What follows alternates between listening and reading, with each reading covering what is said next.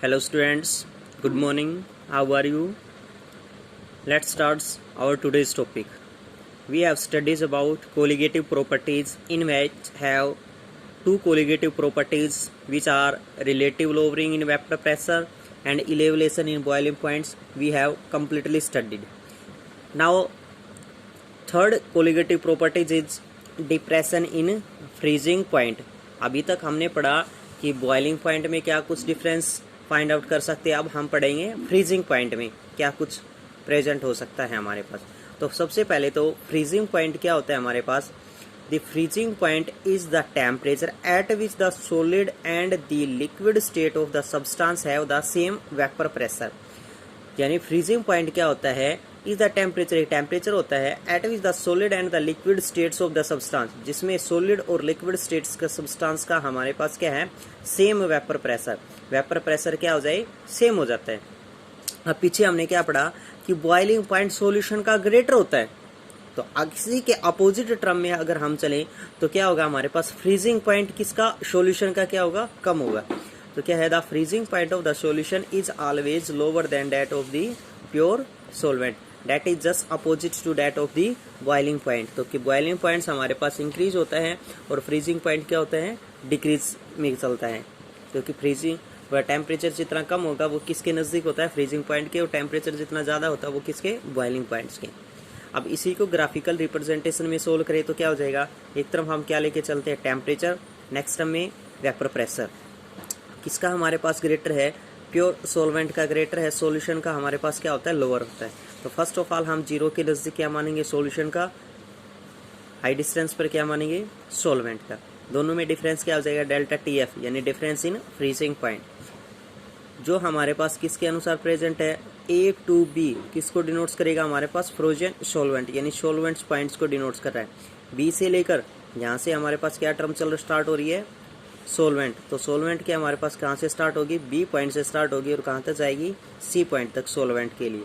उसके बाद है हम किसकी बात करेंगे, सॉल्यूशन की। तो सॉल्यूशन हमारे पास कहाँ से स्टार्ट होगा, सॉल्यूशन पॉइंट से, और सॉल्यूशन पॉइंट कहाँ है हमारे पास, डी। तो डी से हमारे पास ई तक कहाँ जाएगा, सॉल्यूशन। डेल्टा टी एफ किसको डिनोट्स कर रहा है, freezing point depression.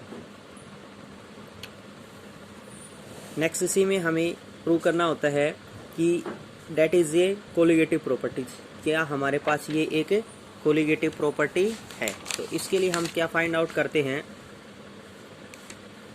First of all difference, और डिफरेंस हमारे पास क्या प्रेजेंट है, delta T F, T F freezing point depression constant, और वो हमारे पास क्या प्रेजेंट है, delta T F. Delta T F किसके इक्विवेलेंट है,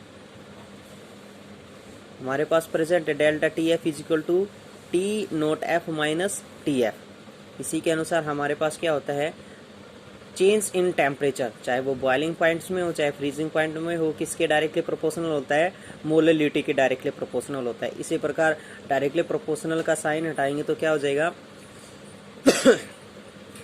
के एफ, के फ्रीजिंग पॉइंट कांस्टेंट, और एम हमारे पास क्या प्रेजेंट है, मोललिटी।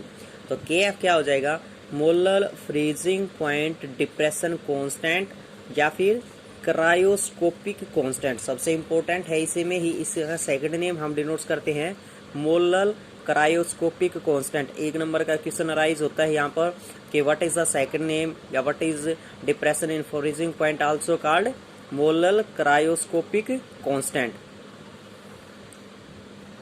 नेक्स्ट अगर हम इसी को ही एक्सप्रेस करें कि show that it is a colligative property, तो कोलिगेटिव प्रॉपर्टी सोल्व करने के लिए हमारे पास क्या होना चाहिए, अगर हमारे पास MB यानी molar mass of solute present हो जाते हैं, कैलकुलेट हो जाते हैं, तो we have calculate that it is a colligative property. तो then we have study let weight of the solute हम मान लेते हैं WB, weight of solvent WA, molar mass of solute MB।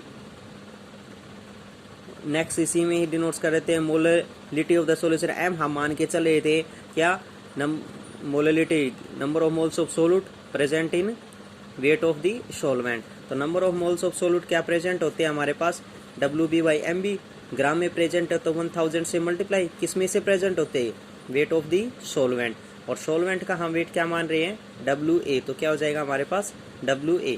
अब हमें इसी में ही हम सब्स्टिट्यूट वैल्यू पुट कर देते हैं, वैल्यू में कंप्लीट में पुट करते हैं कि WB हमारे पास क्या है, MB क्या है, WA क्या है, या फिर हमारे पास गिवन वेट है उसकी वैल्यू क्या प्रेजेंट होती है। तो इन सभी वैल्यूज को अगर हम कैलकुलेट करें तो वैल्यू हमारे पास क्या प्रेजेंट हो जाती है, delta T F is equal to K F, K F हमारे पास प्रेजेंट है into W B into 1000 by W A into M B. अगर हमारे पास एम बी वैल्यू कैलकुलेट हो जाती है, हमने ये वैल्यू कहाँ पर पुट कर दी, जो हमारे पास प्रेजेंट था delta T F is directly proportional to M, हमने शोल किया था delta T F is equal to K F M. अब क्या था हमारे पास, delta T F is equal to K F freezing point constant into M. ये हमारे पास कंप्लीट वैल्यू किसके इक्विवेलेंट थी, एम के इक्विवेलेंट थी। हमने एम की जगह मोलैलिटी की जगह वैल्यू पुट कर दी। तो वैल्यू पुट करेंगे तो हमें क्या फाइंड आउट करनी है, एम बी की वैल्यू फाइंड आउट करनी है। और एम बी की वैल्यू फाइंड आउट करेंगे तो कहाँ जाएगी, लेफ्ट हैंड साइड में।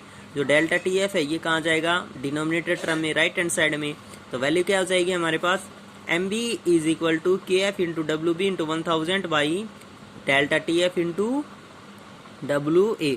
तो हम क्या सोल्व कर सकते हैं, एम बी की वैल्यू हमारे पास कैलकुलेट हो सकती है कैसे, कांस्टेंट टर्म है के एफ, डब्ल्यू बी हमारे पास गिवन होता है 1000 कांस्टेंट टर्म में है, delta T F we have found that difference between freezing point constant, W A किसके इक्विवेलेंट होता है हमारे पास, गिवन वेट ऑफ सॉल्वेंट। सभी कुछ हमारे पास गिवन है, तो we can say that it is a colligative property, that is freezing point depression constant, it is a colligative property.